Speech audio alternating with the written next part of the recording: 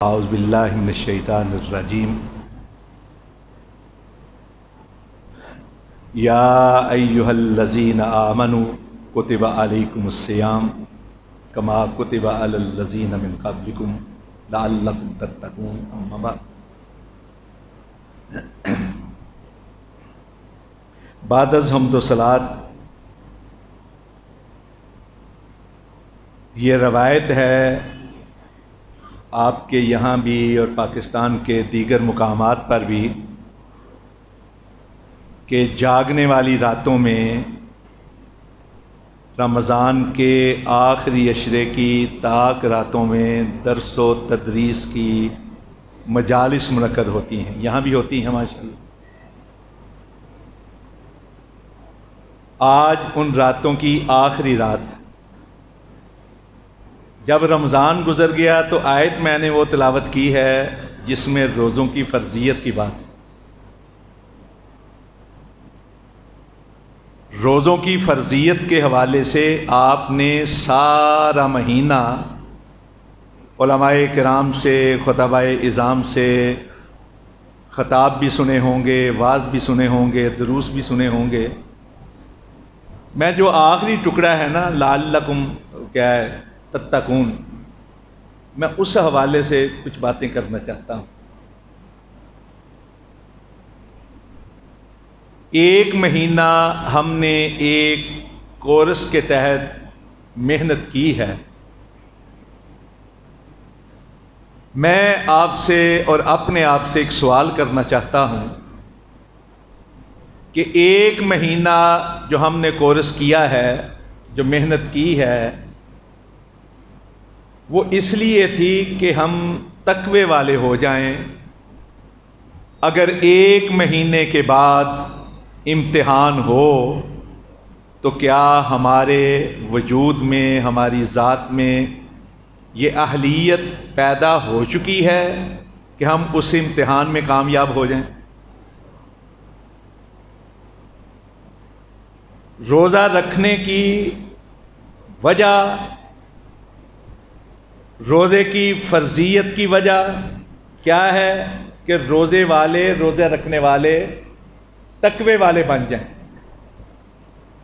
ایک مہینہ روزے فرض ہوئے ہیں اور یہ روزے اس لیے فرض کیے گئے ہیں تاکہ مومن مسلم تقوی والے بن جائیں۔ کیا ہمارے اندر یہ اہلیت پیدا ہو گئی ہے؟ میں اپنے آپ سے سوال کرتا ہوں، آپ اگر مناسب سمجھے تو اپنے آپ سے سوال کر لیں۔ رمضان کا مہینہ اللہ کی رحمت و برکات کا مہینہ ہے، اس کے انعام و اکرامات کا خزینہ، اس کی بخشش اور عنایات کی نوید عام والا مہینہ، اس کی رضا، تقرب اور خوشنودی کا مہینہ،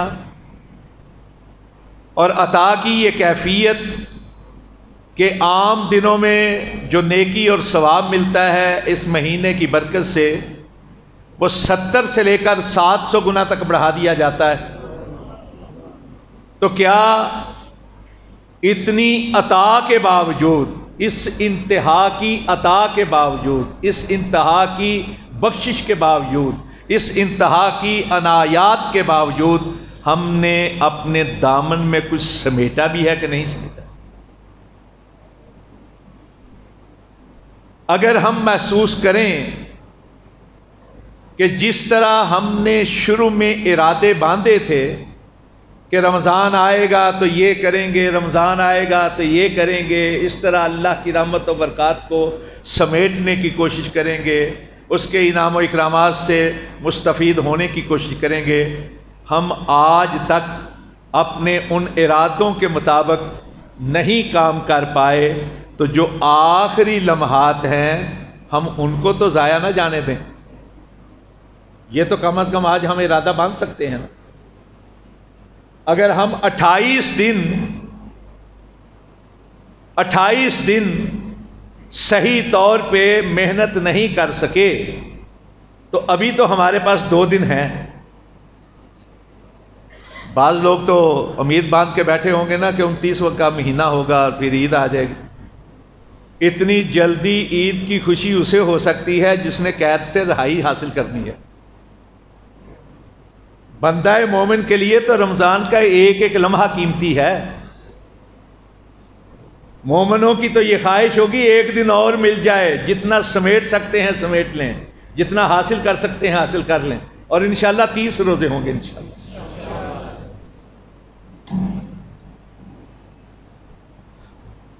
رسول پاک صلی اللہ علیہ وسلم کے بارے میں احادیث میں موجود ہے کہ آپ کائنات کی عظیم ترین ہستی ہونے کے باوجود عبادت میں بہت زیادہ محنت کیا کرتے تھے، بہت زیادہ عبادت کیا کرتے تھے۔ اما عائشہ صدیقہ صادقہ مصدقہ طیبہ طاہرہ مطہرہ رضی اللہ تعالیٰ عنہ فرماتی ہیں کہ آپ لمبا لمبا قیام کیا کرتے تھے، اور قیام کی طوالت اور لمبائی کی وجہ سے آپ کے پاؤں مبارک پر سوزش آ جاتی، آپ کے پاؤں مبارک سوج جاتے۔ تو میں یہ عرض کیا کرتی کہ اے اللہ کے نبی، آپ تو کائنات کی وہ عظیم ترین ہستی ہیں کہ جن کے بارے میں کسی گناہ کا تصور بھی نہیں کیا جا سکتا، پھر آپ اپنے آپ کو اتنی مشقت میں کیوں ڈالتے ہیں؟ تو سونے نبی جواب میں ارشاد فرماتے، افلا اکون عبدا شکورا، اے میری پیاری، کیا میں اپنے رب کا شکر گزار بندہ نہ بنوں؟ افلا اکون عبدا شکورا، کیا میں اپنے رب کا شکر گزار عبد نہ بنوں؟ حضرات، یہ اما عائشہ نے گھر کی بات کی ہے، حضرت مغیرہ بن شعبہ نے باہر کی ایک روایت فرمائی، اور دونوں سیم واقعات ہیں، سیم الفاظ۔ اما اپنے گھر کی بات کر رہی ہیں، گھر میں رسول پاک کی عبادت کی بات کر رہی ہیں، اور حضرت مغیرہ بن شعبہ باہر کی بات کر رہے ہیں۔ الفاظ یکساں ہیں، ایک سے الفاظ۔ حضرت مغیرہ بن شعبہ کہتے ہیں کہ سونے نبی صلی اللہ علیہ وسلم عبادت کرتے، نوافل ادا کرتے تو لمبا لمبا قیام کیا کرتے، اور اس لمبے قیام کی وجہ سے آپ کے پاؤں مبارک سوج جاتے۔ تو ہم عرض کرتے کہ سونے، آپ تو کائنات کے وہ عظیم ہیں، وہ اشرف، وہ افضل، وہ اعلیٰ، وہ اولا، وہ کامل، مکمل، اکمل حیثیت میں پیدا کیے گئے کہ آپ کے بارے میں کسی گناہ کا تصور تو دور کی بات، ایسے تصور کے تصور کا تصور بھی محال ہے۔ آپ اپنے آپ کو اتنی مشقت میں کیوں ڈالتے ہیں؟ سونے نبی ارشاد فرماتے، افلا اکون عبدا شکورا، کیا میں اپنے رب کا شکر گزار عبد نہ بنوں؟ حضرات، یہ جو لفظ عبد ہے نا، عبد کی صفت، یہ بڑی معنی خیز صفت ہے۔ ہمارے ہاں عبد کا معنی کیا جاتا ہے بندہ، بندہ۔ حالانکہ یہ جو لفظ ہے نا بندہ، یہ بھی صحیح لفظ نہیں ہے۔ بندہ اصل میں تھا بندہ، اللہ کا بندہ، جو اللہ سے بندہ ہو وہ اللہ کا بندہ ہوتا ہے۔ جو اللہ سے بندہ ہو وہ اللہ کا بندہ ہوتا ہے۔ اور بندی چیز کے بارے میں آپ جانتے ہیں، کسی گاڑی کے پیچھے، کسی موٹر سائیکل کے پیچھے کوئی چیز بندھی ہو نا، تو جدھر جدھر وہ گاڑی جائے گی، موٹر سائیکل جائے گی، وہ خود بخود چیز اسی طرف جاتی رہے گی۔ جو اللہ سے بندہ ہو اس کی ساری زندگی اسی طرح گھومتی رہتی ہے جدھر اللہ گھماتا رہتا ہے۔ ساری زندگی اللہ کے لیے وقف کی ہوتی ہے اس نے۔ اس کا بیٹھنا، اس کا اٹھنا، اس کا چلنا، اس کا پھرنا، اس کا کھانا، اس کا پینا، اس کی نشست، اس کی برخاست، اس کی اٹھک، اس کی بیٹھک، اس کی خلوت، اس کی جلوت، ساری کی ساری اللہ کے ساتھ بندھی ہوتی ہے. وہ ہوتا ہے اللہ کا بندہ. ابد کی صفت جو ہے، یعنی وہ شخص، وہ ہستی، وہ کائنات کا وہ فرد جس کی زندگی عبادت کے لیے وقف ہونا، وہ عبد ہوتا ہے. سونے نبی صلی اللہ علیہ وسلم کائنات میں سب سے اعلیٰ و عرفہ ہے. آپ سے بڑھ کر نہ کوئی کائنات میں آیا نہ کوئی آئے گا. مَزَتِ الدَّهُورُ وَمَا أَتَيْنَا بِمِثْلِهِ وَلَقَدْ أَتَا فَأَجَزْنَا أَن نُّذَرَائِهِ. صدیاں بیت گئیں، زمانے لد گئے، کوئی آپ کی طرح کا پیدا نہ ہوا. اور جب آپ دنیا میں تشریف لے آئے، اب قیامت قائم ہو جائے، کوئی آپ کی طرح کا پیدا نہیں ہو سکتا. آپ عدیم النظیر ہیں، بے مثال ہیں، لاجواب. آپ جیسا نہ کوئی آیا نہ قیامت تک کوئی آئے. سب سے اعلیٰ و بالا ہے آپ کی حضرت. اللہ رب العزت نے کائنات میں سب سے بڑھ کر رفتیں اگر کسی کو عطا کی ہیں، شوقتیں کسی کو عطا کی ہیں، عظمتیں کسی کو عطا کی ہیں، فضیلتیں کسی کو عطا کی ہیں، تو سونے مدینے والے کو عطا کی.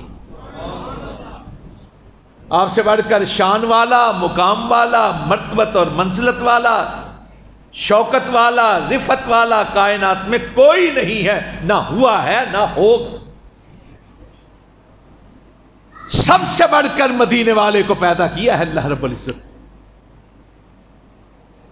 ایک جو سفر تھا نا، ایک سفر معراج کا سفر،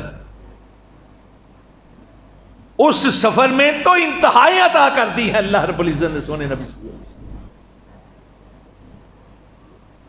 دنیا کے اندر کائنات میں جو سب سے عظیم ہستیاں تھیں، اور جانتے ہیں کائنات میں عظیم ہستیاں کون ہوتی ہیں؟ اس کائنات میں سب سے عظیم ہستیاں نبیوں اور رسولوں کی ہستیاں ہیں.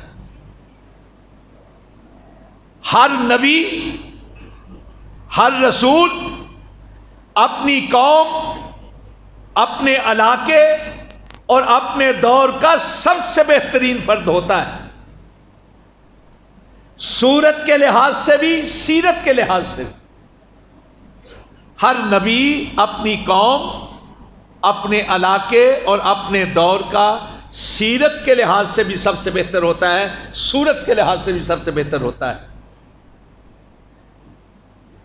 اور ساری کائنات کے یہ بہترین لوگ، یہ نبی اور رسول، ان کے اندر جو صفات حسنہ ہے وہ ساری کی ساری اگر کسی کی ذات کے اندر جمع کی گئی ہیں تو وہ آمنہ کے لال ہیں، مدینہ کے تاجدار. سونے نبی کو کئی القاب عطا ہوئے ہیں. اللہ کی طرف سے ایک لقب النبی الامی کا بھی عطا ہوا ہے. النبی الامی، یہ لفظ امی جو ہے نا، امی، مفسرین نے، علماء کرام نے، فلاسفہ اسلام نے اس کی کئی توجیحات کی ہیں، کئی توضیحات کی ہیں. ایک میں عرض کرنا چاہتا ہوں. امی لفظ میں 3 حرف ہیں، ایک ہے الف، ایک ہے میم اور ایک ہے یا، جسے یہ کہتے ہیں. اگر یہ جو یا ہے نا، یہ اس کو یائے نسبتی بنا لیں. مثلا کیا ہے نسبت؟ میں پسروری کہلاتا ہوں، پسرور کی وجہ سے، پسرور کی یائے نسبتی کی وجہ سے میں پسروری ہوں. یعنی یا جو ہے یہ علامت ہے کہ میرا تعلق پسرور کے ساتھ. ناروال کا کوئی رہنے والا یائے نسبتی لگا کے ناروال بھی کہلا لے تو یا جو ہے یہ علامت ہوگی کہ اس کا تعلق ناروال کے ساتھ. سیال کوٹی میں یائے نسبتی ہے، مطلب یہ ہے کہ یہ فرد جو ہے اس کا تعلق سیال کوٹ کے ساتھ. لاہوری میں یا جو ہے آخر کی یائے نسبتی کہ اس کا تعلق لاہور کے ساتھ، اس کو کہتے ہیں یائے نسبتی. مکہ سے تعلق ہوگا تو مکی، مدینہ سے تعلق ہوگا تو مدنی. یہ جو یا ہے نا آخر میں، اس کو یا نسبتی کہتے ہیں. اگر ہم امی کی یا کو یا نسبتی مان لیں تو دو حرف بچتے ہیں، ایک الف ایک میم.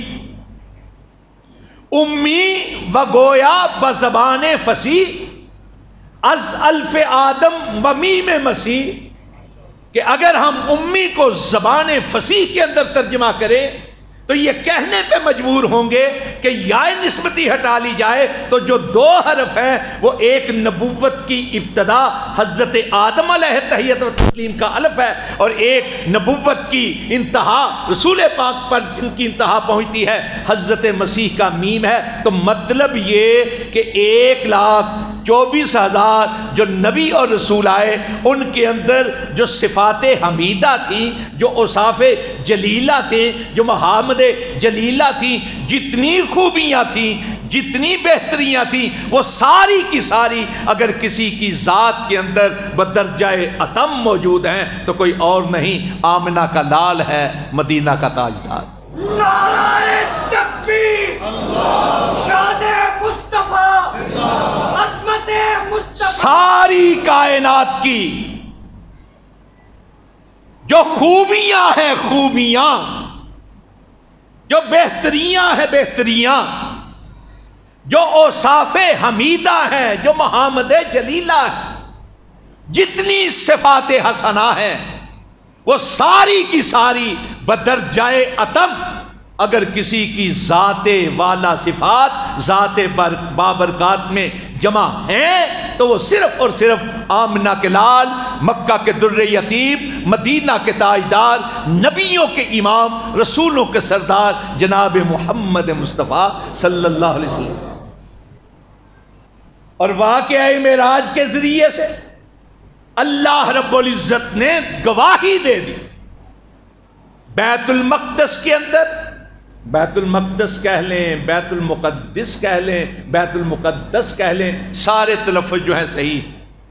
مسجد اقصی کے اندر سارے کے سارے نبیوں اور رسولوں کو جمع کر کے ان کی قیادت، ان کی امامت، ان کی سیادت اگر کسی کے پاؤں کے نیچے مصلی کی صورت میں بچھا دی ہے تو سونے نبی صلی اللہ علیہ وسلم انہوں نے امامت کروائی تھی نا. باقی سارے نبی، کائنات کے سارے بہترین پیچھے امامت کے، اس امامت کے پیچھے اقتداء کی صورت میں. تو کیا مطلب ہے کہ ساری کائنات کی بہتریاں سونے نبی کے حوالے کر دی واقعہ معراج کے ذریعے سے. یہ زمین کے اوپر ہے گواہی، اور اس سے آگے گواہی جو ہے آسمانوں کی. ایسی عظمت عطا کی، ایسی رفت عطا کی، ایسی شوقت عطا کی کہ جو انتہا پر جا کر بس ہوگی کہ اس سے بڑھ کر انتہا کسی اور کے نصیبے میں نہیں آئی جو سونے نبی کے نصیبے میں آئی. سدرۃ المنتہا سے آگے کچھ تھا ہی نہیں تو وہاں تک پہنچا دیا سونے نبی. حضرات، یہ جو واقعہ معراج ہے نا، یہ سونے نبی کی عظمتوں کی انتہا کی دلیل ہے. یہ ایمان ہے نا ہم سب کا. لیکن آپ جانتے ہیں کہ واقعہ معراج کو بیان کرنے کے لیے سونے نبی کی کون سی صفت بیان ہوئی ہے؟ عظمتوں والے، عظمتوں کی انتہاؤں والے، انتہاؤں کی دلیل والے سفر کے لیے کون سا لفظ استعمال ہوا ہے؟ سبحان الذی اسری بعبدہ. عبد کا لفظ، عبد کا لفظ بولا ہے. سورہ اسراء میں جسے بنی اسرائیل کہا جاتا ہے وہاں بھی عبد کا لفظ بولا ہے، اور سورہ نجم میں بھی جہاں واقع معراج کا ذکر ہوا ہے وہاں کیا لفظ بولا؟ فَأَوْحَا إِلَىٰ عَبْدِهِ مَا أَوْحَا. وہاں بھی عبد کا لفظ بولا ہے. عبد کا لفظ، عبد کا لفظ سونے نبی کی عظمت کی دلیل ہے. جیسے جیسے بندہ اللہ کی عبادت کرتا چلا جاتا ہے، اللہ کے قریب ہوتا چلا جاتا ہے، اللہ کے قریب ہوتا چلا جاتا ہے، تو اس پر اللہ کی رحمت و برکات کی برکھا ہو جاتی ہے۔ اس لیے سونے نبی نے کہا تھا، اے حمیرہ، اے عائشہ، یا اپنے صاحب کو کہے، اے صاحب، افلا اکون عبدا شکورا، کیا میں اپنے رب کا شکر گزار عبد نہ بنوں؟ اسلام میں داخل ہونا ہو، اسلام کے جو 5 بنیادی ارکان ہیں، ان میں سے پہلا رکن کیا ہے؟ الشہادہ، جسے ہم کلمہ شہادت کہتے ہیں۔ کیا ہے کلمہ شہادت میں لفظ؟ اشہد ان لا الہ الا اللہ وحدہ لا شریک لہ، یہ تو اللہ کا معاملہ ہے۔ سونے نبی کے لیے کیا شہادت ہم دیتے ہیں؟ اشہد ان محمدن عبدہ و رسولہ، پہلے عبد بعد میں رسول۔ یہ عبد کی صفت جو ہے نا، عبد کی صفت، یہ کوئی چھوٹی صفت نہیں ہے، یہ عظمتوں کی دلیل ہے۔ یہ جو عبد کا ہم معنی کرتے ہیں بندہ، یہ بندہ ہونا کوئی چھوٹی بات نہیں ہے، اللہ سے بندہ ہونا بہت بڑی بات ہے۔ جتنا اللہ کی عبادت کرتے چلے جائیں گے، اتنا ہی اللہ کے حضور قریب تر ہوتے چلے جائیں گے، اللہ کا تکرم ملتا جائے گا، اللہ کی رضا ملتی جائے گی، اللہ کی طرف سے رحمت و برکات جو ہے بڑھتی چلی جائے گی۔ سونے نبی صلی اللہ علیہ وسلم عام دنوں کے اندر اس طرح عبادت کیا کرتے تھے، جس عبادت کو عبد کے لفظ کے ساتھ سونے نبی نے متصف کیا ہے۔ عام دنوں کی عبادت کی یہ کیفیت تھی کہ پاؤں پہ سوزش آ جاتی، اور جیسے ہی رمضان آتا، رمضان میں کیا کیفیت ہوتی تھی؟ جبریل امین علیہ تحیت و تسلیم تشریف لاتے، آپ حضرت جبرائیل علیہ السلام کے ساتھ مل کر قرآن پاک کا دور فرماتے، اور حدیث کے الفاظ کہ جب جب جبریل ملتے تھے، یعنی رمضان کا مہینہ آ جاتا، جبریل کی ملاقات کا موسم آ جاتا، تو سونے نبی صلی اللہ علیہ وسلم پہلے سے کہیں زیادہ عبادت کرنے لگتے، پہلے سے کہیں زیادہ سخاوت کرنے لگتے، کہ آپ کے لیے لفظ جو ہے حدیث کے اجود الناس، کہ آپ کے مقابل کائنات کا کوئی شخص اتنا سخی ہو سکتا ہی نہیں جتنا رسول پاک سخی ہو جاتے تھے۔ اور سونے نبی کی سخاوت کا کیا عالم تھا کہ ساری دنیا سے خزانے آپ کے قدموں پہ نچھاور ہو رہے ہیں، اور جو کچھ آپ کے پاس آتا ہے آپ سب میں تقسیم کرتے چلے جاتے ہیں۔ کئی دن گزر جاتے تھے، گھر میں چولہا نہیں جلا کرتا تھا،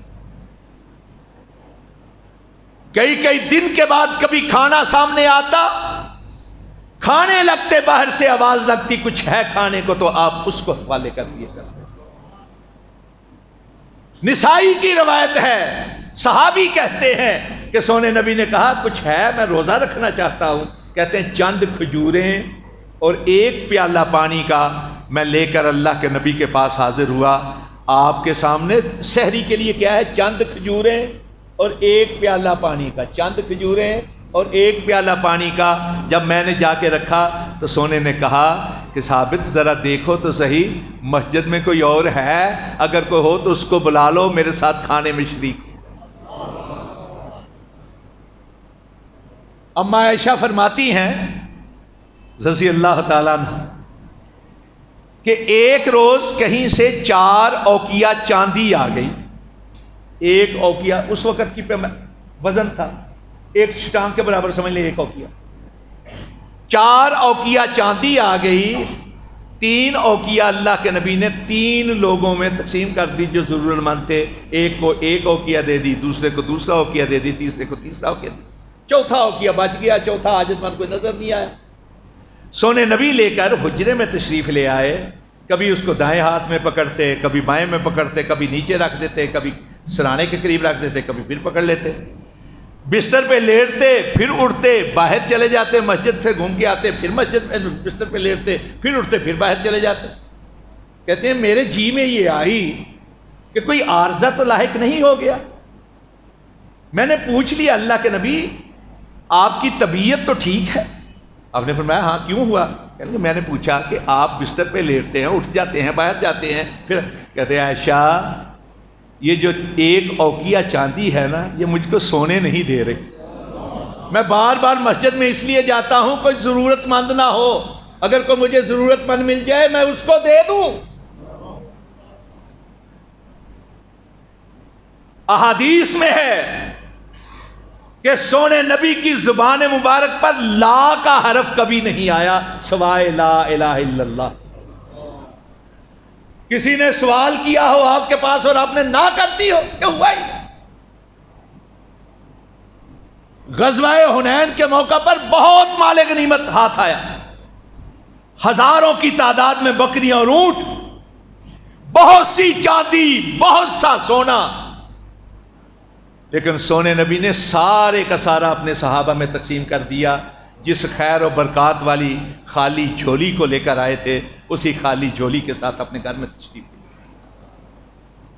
یہ عام سخاوت تھی سونے نبی کی، عام سخاوت. لیکن رمضان کے اندر اجود الناس، کائنات میں اتنا بڑا سخی کائنات میں ہو ہی نہیں سکتا جتنی سخاوت سونے نبی فرمایا کرتے اور جتنی عبادت کیا کرتے. رمضان کے اندر کہیں زیادہ عبادت، اور رمضان کے آخری عشرے میں،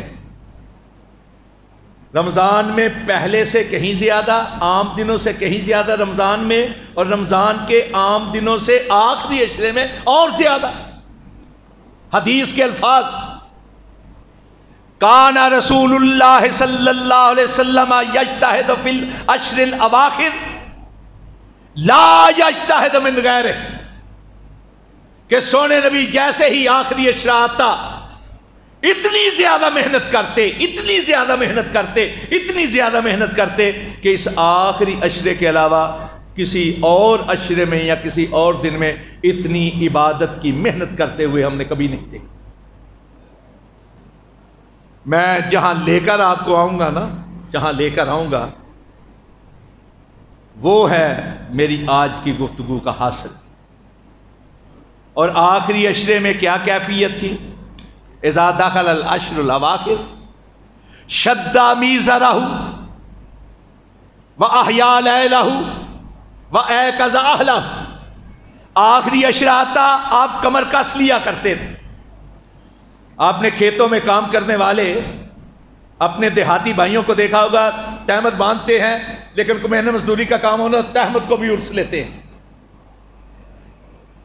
یہ الفاظ ہیں شدہ میزرہ، کمر کس لیا کرتے تھے.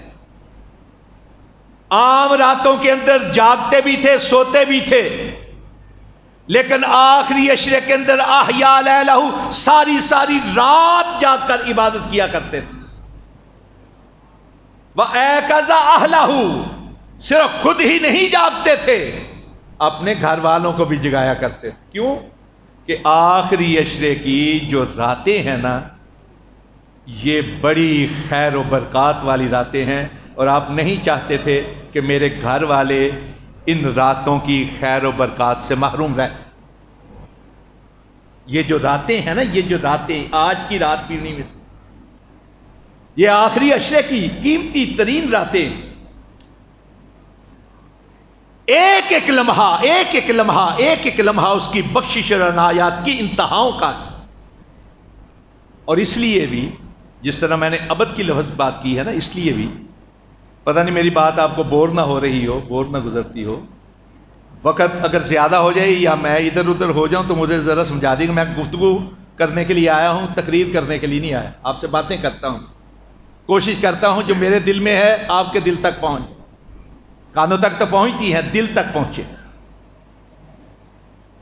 دیکھیے رمضان کا مہینہ 11 مہینے کے بعد آتا ہے. یہ مہینہ ہے روحانی غذا کا مہینہ. یہ میرا وجود، آپ کا وجود، ہم سب کا وجود 2 حصوں پر مشتمل ہے. ایک ہے تن، جسد، اور دوسرا حصہ ہے روح. جسد مٹی سے پیدا کیا گیا ہے، چنانچہ جسد کی، تن کی تقویت کے لیے، اس کی قوت کے لیے، اس کی نشو و نما کے لیے جو خوراک پیدا کی گئی ہے وہ مٹی سے پیدا کی گئی۔ یہ گندم، یہ چاول، یہ دالیں، یہ پھل، جتنی بھی غذائیں ہیں ہمارے تن کے، جسد کی نشو و نما کے لیے، طاقت کے لیے، قوت کے لیے مٹی سے پیدا کی گئی۔ مٹی کا جسم، مٹی سے غذا۔ روح کا تعلق زمین اور مٹی کے ساتھ نہیں۔ یسألونک عن الروح قل الروح من امر ربی، روح کا تعلق امر ربی کے ساتھ۔ دوسری جگہ کہا وَنَفَخْتُ فِيهِ مِن رُوحِي، انسان کو مٹی سے بنا کر پھر اس میں ہم نے اپنی روح کو کی۔ تو روح کا تعلق ہے اللہ رب العزت کے خاص امر کے ساتھ، اللہ رب العزت کے ساتھ۔ جسد کی توانائی، نشو و نما اور قوت کے لیے زمین سے پیدا کی ہے، تو روح کی غذا جو ہے اللہ رب العزت نے آسمانوں سے نازل کی ہے، وحی کی صورت میں، عبادات کی صورت میں۔ 11 مہینے ہم جسم کی تقویت اور نشو و نما کی غذاؤں کی طرف راغب رہتے ہیں، اور 1 مہینہ ہوتا ہے جب جسم کی غذا سے ہٹ کر ہم کو روحانی غذا کی طرف لے جایا جاتا ہے۔ جسم کی غذا کے لیے بندش باندھ دی جاتی ہے وقت کی تحدید کی، کہ سحری سے لے کر سورج ڈوبنے تک کچھ کھانا پینا نہیں۔ وقت کی بھی تحدید کر دی گئی، غذا کی بھی تقلیل کر دی گئی، غذا کو بھی کم کر دیا گیا، تھوڑا کھاؤ، تھوڑا۔ زیادہ روحانی غذا کی طرف توجہ دو، روحانیت کی طرف۔ اور حضرات، زمین کی غذائیں کھا کر جسامت تو ہو سکتی ہے، ضخامت تو بن سکتی ہے، قد کاٹ تو بن سکتا ہے، لیکن روح کمزور ہو تو قد کاٹ کسی کام کا نہیں ہوتا۔ جب دیکھو وجودوں کی طرف، قد کاٹ کی طرف، جسامت کی طرف، ضخامت کی طرف، تو قرآن پاک کے الفاظ توجبک اجسامہم، ان کے جسم تمہیں تعجب میں ڈال دیں، حیران میں ڈال دیں، اتنے پھیلاؤ والے، اتنے بڑے بڑے۔ لیکن اگر ان کی جرت و شجاعت کو پرکھنے لگو تو کأنہم خشب مسندہ، گاڑی ہوئی لکڑی سے زیادہ حیثیت نہیں ہے۔ قد کاٹ ہوتے ہیں، اندر جرت نہیں ہوتی، شجاعت نہیں ہے، اس لیے کہ روحیں مردہ ہو چکی۔ جانتے ہیں گاڑی ہوئی لکڑی کس کو کہتے ہیں؟ کتنے لوگ ہیں جو دیہات سے تعلق رکھتے ہیں یا دیہات کا سفر کرتے رہتے ہیں؟ ذرا ہاتھ اٹھائیں، میرے سمیت، میں تو جاتا رہتا ہوں۔ آپ نے کبھی دیکھا ہے کھیتی باڑی کرنے والے اپنی فصل کے اندر ایک لکڑی گاڑ دیتے ہیں، اس کے اوپر ایسے سا بنا دیتے ہیں، کپڑا ڈال دیتے ہیں، اوپر ہنڈیا الٹی کر دیتے ہیں؟ وہ یہ سمجھتے ہیں کہ چرند پرند سمجھیں گے کہ کسان اپنے کھیت میں کام کر رہا ہے، یہ ہمیں بھگا دے گا، اسی لیے ڈالتے ہیں نا، کیا کہتے ہیں اس کو، پتہ نہیں کیا کہتے ہیں، گاڑی ہوئی لکڑی ہوتی ہے، اس کی کوئی حیثیت نہیں ہوتی، کوئی جانور چلا جائے نہ اس کو بھگا سکتے ہیں نہ اڑا سکتے ہیں، گاڑی ہوئی لکڑی۔ قادسیہ کے مقام پر ایک جنگ ہوئی تھی، جنگ قادسیہ کے نام سے۔ ایران کی اس وقت کی سپر پاور رستم کی زیر کارکردگی، زیر سرکردگی، زیر سرپرستی، زیر نگرانی 1.5 لاکھ فوجیوں کی تعداد کے ساتھ آئی، اور رستم ایران کی فوجوں کا سپہ سالار۔ آج بھی ہمارے پاکستان میں رستم کو طاقت کا ماٹو سمجھا جاتا ہے۔ یہ رستم ناروال، یہ رستم سیالکوٹ، یہ رستم گجرانوالا، یہ رستم لاہور، یہ رستم پنجاب، یہ رستم پاکستان۔ ایسے ہی ہوتا ہے نا، جتنا بڑا پہلوان اتنا بڑا رستم۔ رستم ایران کی فوجوں کا سپہ سالار تھا، 1.5 لاکھ کی فوج لے کر قادسیہ کے مقام پر آیا، اور اس کے مقابل مسلمانوں کی فوج کی تعداد صرف 8,000۔ ایران کے فوجی باقاعدہ فوجی، تنخواہ دار فوجی، اور مسلمان جو تھے زیادہ تر رضاکار مجاہد، جہاد کی فضیلت کی نیت کے ساتھ آئے ہوئے۔ کوئی کسان ہے تو چلا آیا ہے، کوئی ریوڑ چرانے والا ہے تو چلا آیا ہے۔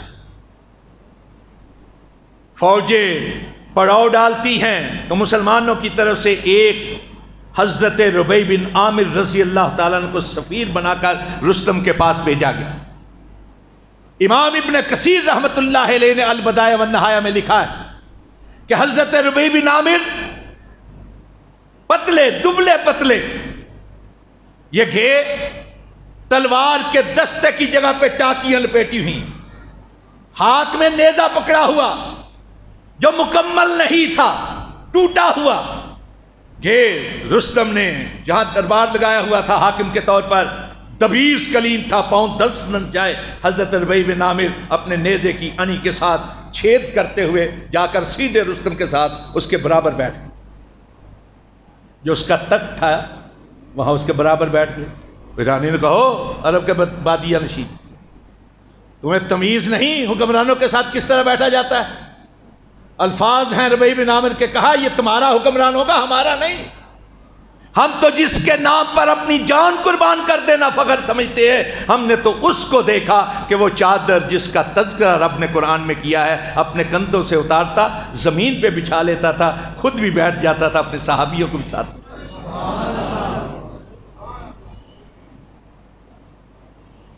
ایک نے مذاق اڑاتے ہوئے کہا، اور تم لڑو گے ہمارے ساتھ؟ اپنے دبلے پتلے وجود کو دیکھو، ہمارے پہلوانوں کو دیکھو۔ حضرت ربیع بن عامر نے کہا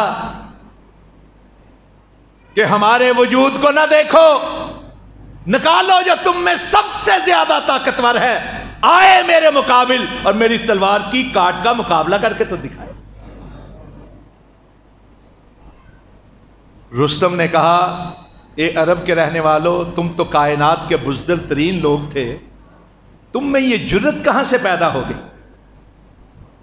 حضرت ربیع بن عامر کے الفاظ، کہا ہاں ہم تھے بزدل، لیکن ہم میں اللہ کا ایک رسول آیا، اس پر ایک کتاب قرآن مجید نازل ہوئی، اس نے ہمیں اس کی تعلیم دی، اس کی تعلیم کا اثر ہے کہ ہم آج اپنی زندگی سے نہیں موت سے پیار کرتے ہیں، اور جب زندگی کی بجائے موت سے پیار کر لیں تو دنیا کی کوئی طاقت ہمارا مقابلہ نہیں کر سکتی۔ یہ تھے وجود جن کی روحیں طاقتور تھی، روح کی تقویت کا سامان اگر ہو تو دنیا کی کوئی طاقت مقابلہ نہیں کر سکتی۔ یہی وجہ ہے کہ مسلمان تعداد میں کم ہونے کے باوجود جس طرح منہ اٹھاتے تھے غالب کی حیثیت سے، فاتح کی حیثیت، 1.5 لاکھ کی تعداد میں 8,000 مسلمان تھے، مقابلہ ہوا تو امام ابن کثیر نے لکھا ہے البدایہ والنہایہ میں 1.5 لاکھ کی تعداد والے ایرانی مقابلے کے بعد 50,000 سے زیادہ لاشیں چھوڑ کر بھاگے تھے، اور خود یہ رستم جسے ماٹو سمجھا جاتا ہے، یہ ایک پرتال کے نیچے یا ترپال کے نیچے یا ایک کپڑے کے نیچے چھپ گیا۔ ایک کسان مجاہد، اس نے سمجھا کوئی جانور ہل رہا ہے، اس نے اوپر سے جب ترپال ہٹائی نا تو نیچے سے یہ نکل کے بھاگا، یہ رستم بھاگا، وہ اس کے پیچھے بھاگا، اس نے دریا میں چھلانگ لگائی، اس نے دریا میں چھلانگ لگا کر اس کو تہ تہ کیا۔ جن کی روحیں طاقتور ہوں دنیا کی کوئی طاقت ان کو ڈرا نہیں سکتی۔ کم من فئۃ قلیلۃ غلبت فئۃ کثیرا باذن اللہ۔ وہ زمانے میں معزز تھے مسلمان ہو کر، اور ہم ذلیل و خوار ہوئے تارک قرآن۔ آج دنیا میں سب سے زیادہ مسلمانوں کی تعداد ہے، سب سے زیادہ ملکوں کی تعداد مسلمانوں کی سب سے زیادہ، افراد کی تعداد سب سے زیادہ، جغرافیائی طور پر حدود رقبہ سب سے زیادہ، دولت سب سے زیادہ، مسلمان ملکوں کی افواج کی تعداد سب سے زیادہ، لیکن حالت کیا ہے؟ ضربت علیہم الذلۃ والمسکنۃ، ذلت و خواری ہمارا مقدر بن چکی ہے۔ اپنے ملکوں کے اندر بھی ہم خود مختار نہیں۔ تو یہ رمضان کا مہینہ جو ہے نا، یہ روح کی تقویت کا مہینہ ہے۔ جیسے ہی رمضان شروع ہوتا ہے، انسان بندہ مومن جسم کی بجائے روح کی تقویت کا سامان کرتا ہے، اور جیسے جیسے دن گزرتے ہیں روح توانا سے توانا تر ہوتی چلی جاتی ہے، جیسے جیسے روحانیت زیادہ ہوتی چلی جاتی ہے، رب کی عطا بھی بڑھتی چلی جاتی ہے، روحانی طور پر اللہ کے قریب ہوتے چلے جائیں گے، اللہ کی رحمت و برکات بڑھتی چلی جائے گی۔ آخری عشرے کے اندر بندہ مومن رمضان کے روزوں کی وجہ سے، راتوں کے قیام کی وجہ سے کندن بن چکا ہوتا ہے، اس وجہ سے اللہ کی عطا زیادہ سے زیادہ تر ہوتی ہے۔ ہم پڑھتے تھے نا مدرسے میں، تو ایک کتاب ہے مقامات حریری، ویسے تو وہ صرف اردو ادب کے لیے، عربی ادب کے لیے، اس میں ایک شعر ہے جو بڑا اکثر یاد آتا ہے، فما علی التبر عار فی النار حین ینقلب، کہ سونے کو اگر آگ میں پھینکا جائے تو اس کو کاہے کا ڈر کہ جب وہ آگ سے نکلے گا تو وہ جو میل کچیل اس پر لگی ہوئی تھی آگ پر گرنے سے پہلے، آگ میں گرنے کی وجہ سے وہ میل کچیل آگ جلا دے گی، اب جب سونا باہر نکلے گا تو اور زیادہ چمک کر نکلے گا۔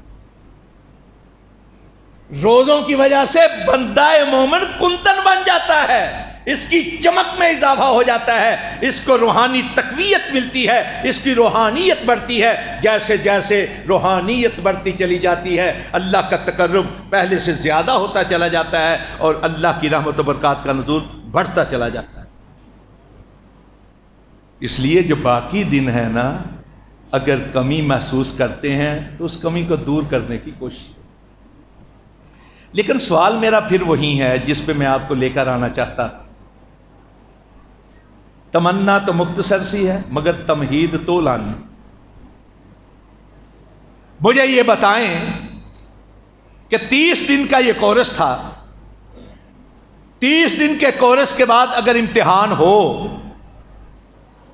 تو کیا ہم تقوی کی اہلیت کے حامل ہو چکے ہیں؟ تقوی کے امتحان میں پاس ہو جائیں گے؟ رمضان گزر چکا ہے، لیکن میں ایک روزے ہی کے حوالے سے ایک حدیث آپ کے گوش گزار کر کے مزید وضاحت کرنا چاہتا ہوں۔ سونے نبی صلی اللہ، مجھے دس دینا جی، میں جدو ٹائم دا کوئی کتنا کے ٹائم ہے، وہ لگے رہے ہیں نا؟ ٹھیک ہے، پانی دے۔ ایک حدیث ہے، رسول پاک صلی اللہ علیہ وسلم نے ارشاد فرمایا کہ اللہ رب العزت فرماتے ہیں کہ بندے کا ہر عمل اس کا ہے، روزہ میرا ہے، روزہ میرے لیے۔ جزاک اللہ۔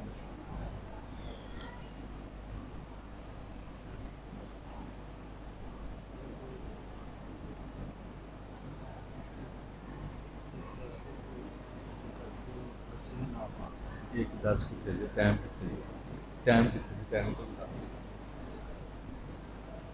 اچھا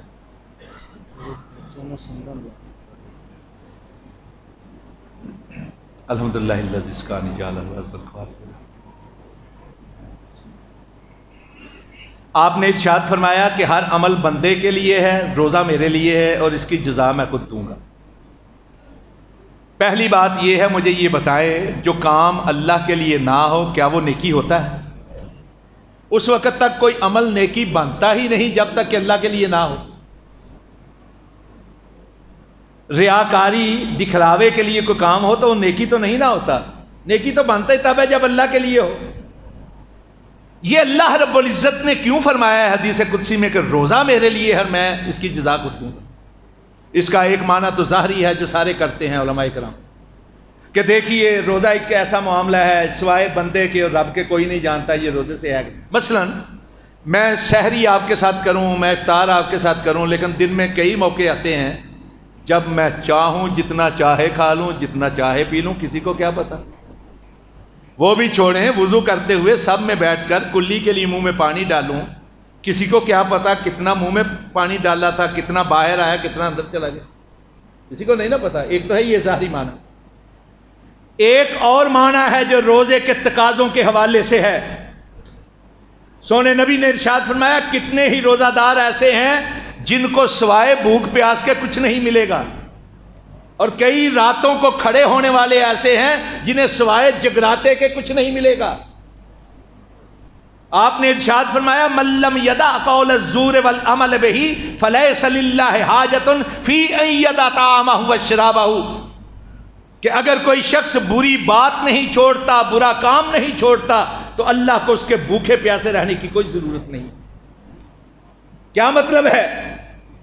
جھوٹی بات، بری بات کون سی بات ہے؟ جھوٹ بری بات ہے، غیبت بری بات ہے، گالی گلوچ بری بات ہے، طعن و تشنیع بری بات ہے، الزامات بری بات ہے، اتہامات بری بات ہے، بہتان بری بات ہے، لوگوں کو برے برے لقب دینا بری بات ہے، اور برا کام ہر وہ کام برا ہے جو شریعت نے جس کو غلط قرار دیا ہے۔ جب ہم اللہ کی رضا کے لیے کھانا پینا حلال چیزیں چھوڑ دیتے ہیں تو پھر حرام چیزیں کیوں نہیں چھوڑتے؟ اب مجھے یہ بتائیں کہ روزہ بھی رکھا ہو، وضو کر کے ہم مسجد میں آتے ہیں، نماز کے لیے بیٹھے ہیں، جو ہمارے سامنے آ جائے ہم شروع ہو جاتے ہیں، ایسا ہے کہ نہیں ہے؟ اور اس سال رمضان کے اندر سیاست کی دنیا کے اندر جو گند کھولا گیا ہے، میں سیاسی بات نہیں کرتا، میں ایک مسلمان کی حیثیت سے دکھی دل کا اظہار کر رہا ہوں۔ کیا اس طرح اجتماعی طور پر کبھی گند کھولا گیا ہوگا؟ سورہ حجرات کی تفسیر میں مفسرین نے کئی واقعات نقل کیے۔ ایک اماں کے بارے میں ہے کہ جنہوں نے دوسری اماں کے چھوٹے قد کی وجہ سے بتقاضے بشریت کہہ دیا، گٹھی یا ٹھگنی یا چھوٹے قد والے، جو عام لفظ بولا جاتا تھا۔ سونے نبی صلی اللہ علیہ وسلم نے فرمایا کہ تم نے وہ لفظ بولا ہے کہ اگر سمندر میں ڈال دیا جائے تو سمندر بھی اس کی کرواہٹ کو برداشت نہ کر سکے، حالانکہ سمندر کا پانی ہوتا ہی کڑوا ہے۔ اور اماں نے جو لفظ بولا تھا کوئی خلاف واقعہ نہیں بولا تھا، قد کی طرف اشارہ، اور ایک روایت کے الفاظ ہیں ہاتھ کے ساتھ اشارہ کیا، اس طرح اس طرح۔ مولانا بیٹھ جاؤ، زیادہ ٹائم نہیں لانگا، بیٹھ جاؤ، تشریف رکھو۔ قد کی طرف اشارہ کیا۔ سونے نبی نے ارشاد فرمایا تو نے جو اشارہ کیا ہے نا، یہ مردہ بھائی کے گوشت کھانے کے مترادف۔ اور صحیح روایات امام ابن کثیر رحمۃ اللہ علیہ نے ایک واقعہ نقل کیا کہ دو عظیم القدر صحابہ کے ساتھ حضرت سلمان فارسی رضی اللہ تعالیٰ عنہ کی ڈیوٹی تھی کہ کھانے کا اہتمام یہ کریں گے۔ ایک روز حضرت سلمان سو گئے، اب دونوں صحابی آپس میں بات کر رہے ہیں، کہتے ہیں سلمان دی نیند ہی نہیں پوری ہوندی، ساڑھے کھانے کا کدوں انتظام ہونا ہے۔ حضرت سلمان اٹھے تو کہا سلمان اب کھانا جو ہے اس کے تیاری کا وقت نہیں رہا، ایسا کرو سونے نبی کے پاس جا کر ہمارے لیے کچھ لے آؤ۔ حضرت سلمان جب گئے اللہ کے نبی کے پاس تو اللہ کے نبی نے کہا کہ وہ تو گوشت کھا چکے۔ حضرت سلمان نے واپس آ کر کہا پتہ چلا کہ تم گوشت کھا چکے؟ انہوں نے کہا نہیں، ایسا نہیں۔ چنانچہ دونوں حضرت سلمان کو ساتھ لے کے سونے نبی کے پاس آئے اور کہنے لگے اللہ کے نبی ہم تو بھوکے ہیں، کچھ نہیں کھایا۔ آپ نے فرمایا تم نے اپنے صاحب کے بارے میں یہ کہا تھا نا بڑا سوتا ہے، یہ تو سوتا ہی رہتا ہے۔ یہ جو الفاظ تم نے کہے تم نے اپنے بھائی کا گوشت کھایا ہے، اور قرآن پاک کے الفاظ ہیں غیبت کرنے والا اپنے مردہ بھائی کا گوشت کھاتا ہے۔ اب بتائیں کس کے روزے رہ گئے ہیں، کس کے نہیں رہے؟ کیا ہم نے روزے کے تقاضوں کو پورا کیا؟ ہم نہ اپنی مسجد کو دیکھتے ہیں، نہ ہم حرمین کو دیکھتے ہیں، نہ حرم مکی کو دیکھتے ہیں، نہ حرم مدنی کو دیکھتے ہیں۔ ہم نے جتنی سیاسی علائشیں ہیں مسلمان ہونے کی حیثیت سے ہم نے رمضان میں اپنائے رکھی۔ پہلے ہم حدیث پڑھا کرتے تھے المسلم من سلم المسلمون من لسانہ ویدہ، کہ مسلمان وہ ہوتا ہے جس کے ہاتھ اور زبان سے کسی مسلمان کو تکلیف نہ پہنچے۔ ہم سمجھتے تھے زبان کی تکلیف یہ ہے کسی کو گالی دینا، کسی کو برا لقب دینا، کسی پر الزام باندھنا، بہتان باندھنا، کسی کو برا لقب دینا۔ اور ہاتھ کی تکلیف کیا ہے؟ کسی کو مارنا، پیٹنا، دھکا دینا، کسی کا حق غصب کر لینا، چوری کر لینا، ڈکیٹ۔ لیکن آج پتہ چلا ہے کہ زبان سے کہیں زیادہ گالیاں تو ہم اپنی انگلیوں سے دیتے ہیں۔ فیس بک کے ذریعے سے، ٹویٹر کے ذریعے سے، ہم اپنی انگلیوں کے ذریعے سے کتنے گناہ ہیں جن کو لکھتے چلے جا رہے، گالیاں دے رہے ہیں، غیبتیں کر رہے ہیں، تانت۔ پہلے ہوتا تھا ایک صدقہ جاریہ کہ نیکی کا کام ہے، جب تک یہ رہے گا ثواب ملے گا۔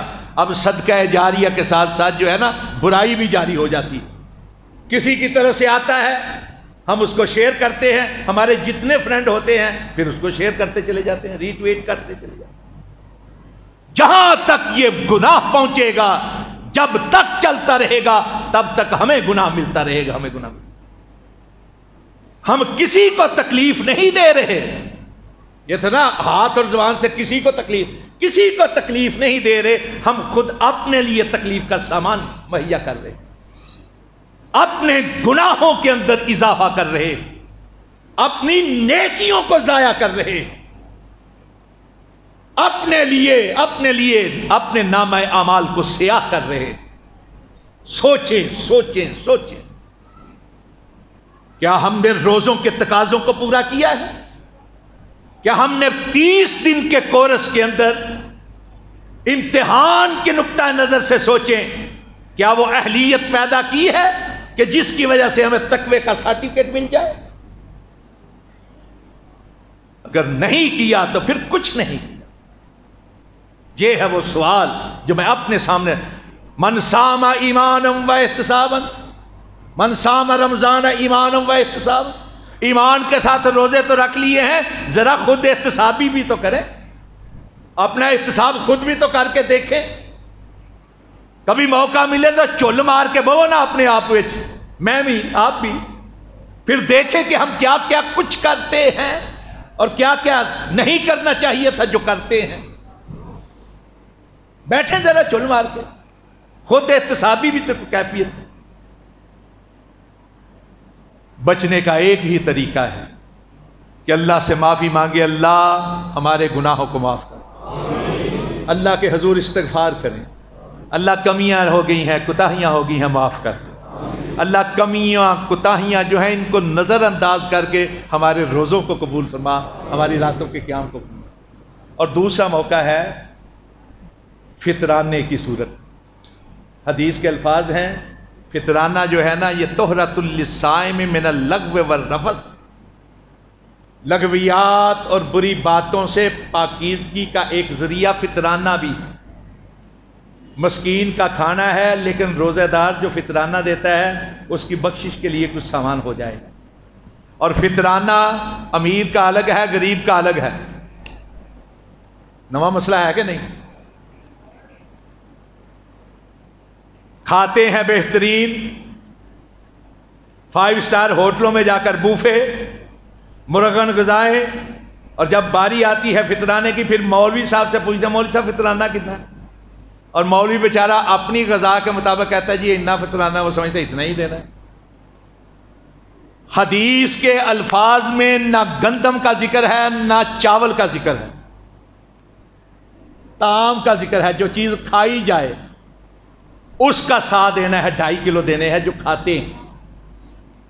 صحابی کہتے ہیں کہ کانا طعامنا الشعیر والتمر والزیت والعقط والزبیب، ہم اپنے کھانے میں سے 2.5 کلو دیتے تھے، ایک ساتھ دیتے تھے، اور ہمارا کھانا کیا تھا؟